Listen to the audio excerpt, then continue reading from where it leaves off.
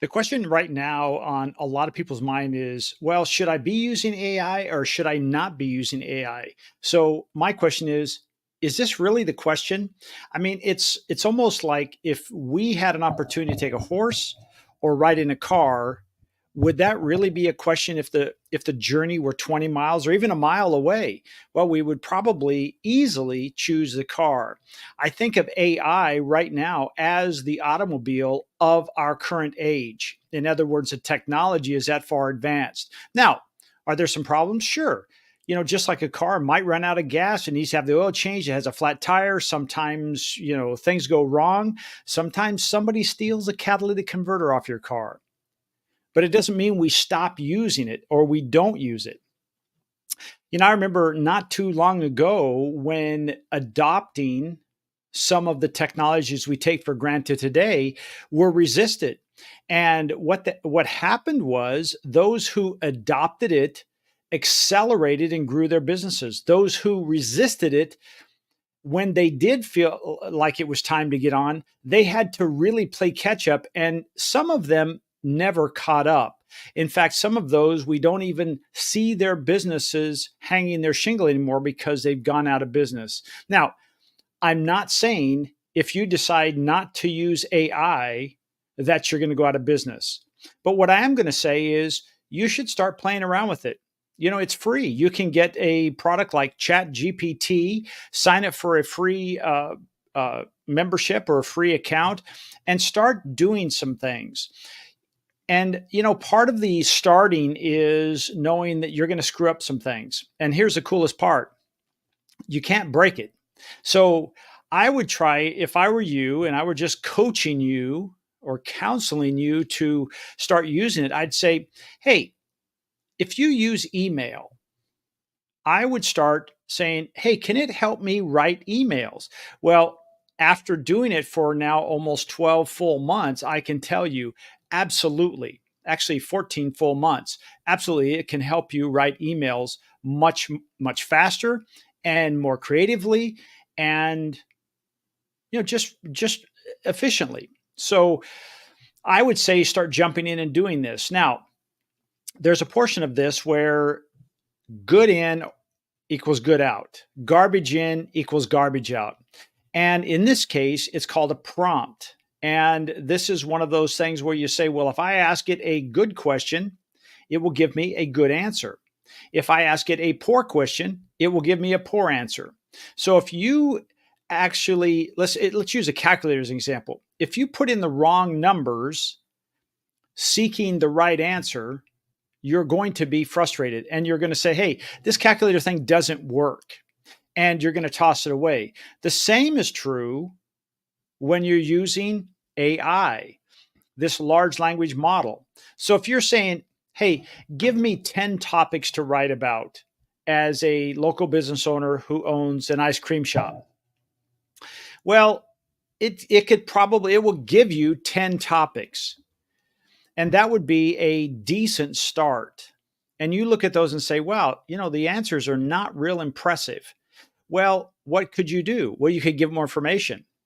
Help me write 10 topics for my ice cream shop located in XYZ, that city.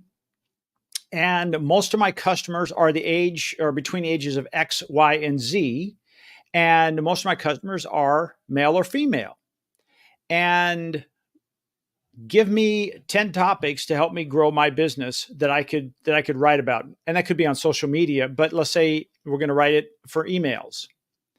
Now, because you've given it a lot more information, it can give you a better response. And what it will do, it'll start crafting these responses in such a way that you look at this email and you're like, hey, these are pretty good. These are pretty good, but it's not what I would say. It doesn't talk in my language. So there's a process, and I'm going to call it tuning and training. And if you have written, let's use emails again. Let's say you've written a series of emails and you like them and they do decently. Well, what you can do is you can copy and paste those into ChatGPT and you can give it a new prompt. Hey, I am going to give you a series of emails that Jeff Harrison has written, and I would like you to extract his style and his tone and his pace and his use of the English language to craft new emails. Do you understand? Please type yes if you do. And it says, okay, we'll do this. So now you put those emails in there, and you can put 1, you can put 10, you can put 20 in there. You can put an unlimited number of ones. And now what'll happen is, now when you put a request in, it will tend to try to sound and act and use your tonality, pace of language, and also it will sound like you. The first time I did this, it was a little freaky because as I looked at it, I'm like, oh my gosh, I would say that. Well, of course I would, because I fed in information that will be helpful. Now, what I've done beyond that is using AI for many things. But now what I'll do is an example. Let's say, for instance, I'm writing a script for a video. I will let it know who and how I want it to be. You are a world-class copywriter who specializes in scripting videos to help companies have highly engaging and influential videos. I want you, and then so now you've kind of set this parameters for who it is and what it is trying to achieve. And what I see from this, the results are incredibly strong. Now, here's another thing you can do. And I could go on and on about this, but the point is to AI or not to AI. I say, start wading into the pool, get your feet wet, then work up to your ankles and knees and start utilizing it. Here's the thing. Those who adopt the new technology will be so far ahead of those who do not, because, those who do not will find themselves way behind the 8 ball. And I saw this when, people said, well, I don't use social media. I don't use Facebook. I don't use, any of these social media platforms for my business. And I said, well, how's that working out for you? Well, business has dropped off. People don't know how to find us. But then when they start posting on these platforms, they have some kind of social presence that when people think about, well, I need somebody who does X, Y, and Z, they start noticing that you have a presence. You've created content. You've got videos. You've got articles and things of that nature out there, giving me a reference of, hey, this person kind of knows what they're talking about. AI can help you with all of that. AI can go from, and I'll just give you a couple of use cases that we've got it for. Okay, so it will write content for your blog posts, for your website.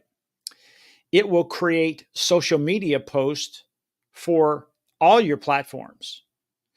It will write scripts for videos.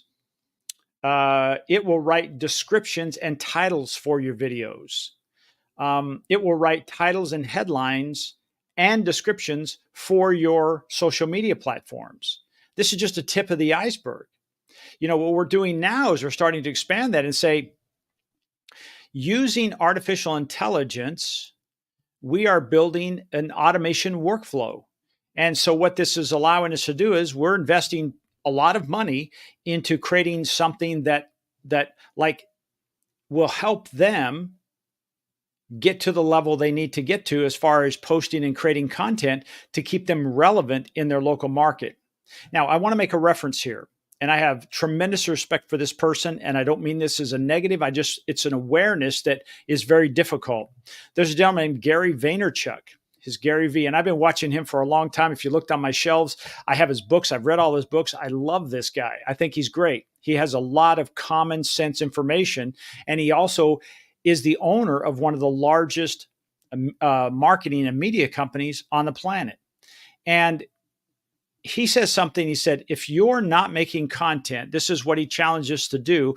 And this mark hasn't changed much. He said, I challenge you to put 15 to 20 pieces of content out every day. That, even as I say it, can feel overwhelming. And this is what we do. We make content for clients. And while we'll probably put out, 100 plus pieces of content today, We don't do it for one customer, and it works very well. But this new automation workflow that we're building would allow us to hit some of those numbers without all the effort because of automation and AI. So I want you to think about something.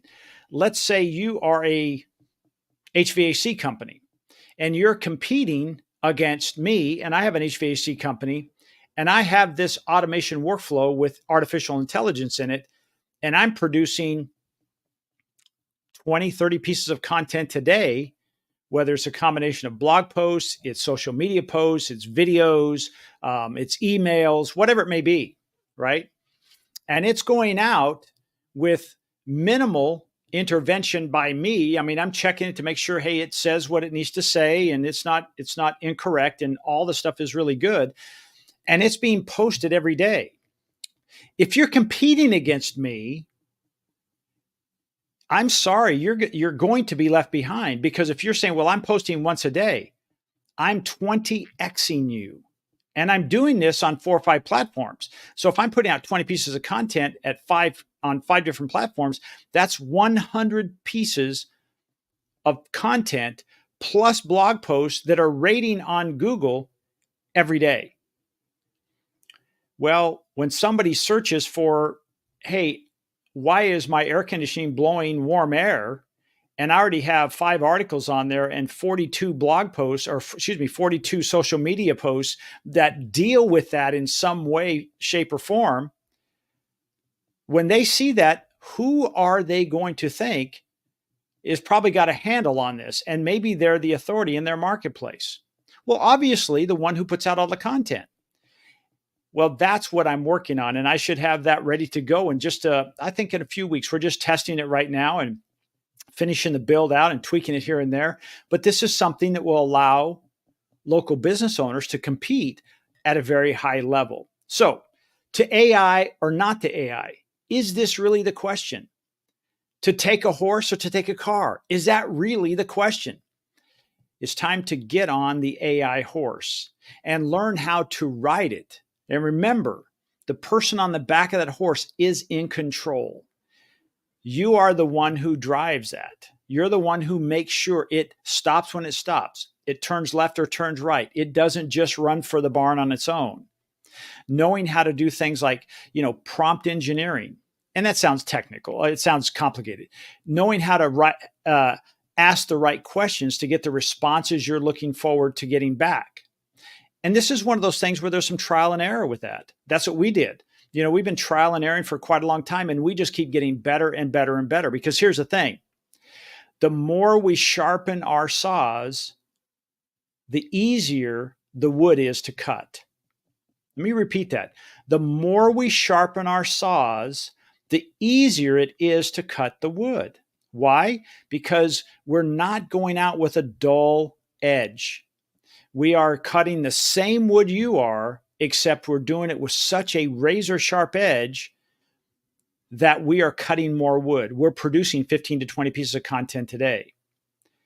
It's not because we're better. It's just because we keep practicing. One of the things, and I've heard this from a guy named Myron Golden and many others. Knowledge is not power. Knowledge is only potential power. Putting that knowledge to work and working that is really where the power comes in. Because every time we do something, and if it doesn't produce the results we want, what do? We go back and tweak it. And then when we get the result, we say, hey, this is the prompt we want. And now we turn that into part of our system and our processes. So now, whether it's me or it's one of my staff or you're putting that in there, you're going to get high results. So I encourage you to really consider this. Should I be doing AI or should I not? Should I be using automation or should I not? Well, unless you live in a small town and you're the only business in that community that serves your community with your specific product or service, I say yes. Even if it's just simply writing your emails, your communications. And I've only scratched a very small surface of what we're using AI for and what it's capable of doing. So I want to challenge you today. Hey, are you using AI? Do you know how to use AI? If you don't, I'm going to be coming up with some lunch and learns, if you will. I'm going to invite a small group of people to join me, either in person or online. And I'm just going to walk through some of these things and start showing you how you can use AI to get the results you want, just like you can get from your farm into the city faster and easier, more comfortably with a car than you can on the back of the horse. My name is Jeff Harrison. I look forward to hearing from you and seeing you. If you have any questions or comments about this, please put that in the comment. I'd love to hear you and have that engagement with you. Thank you.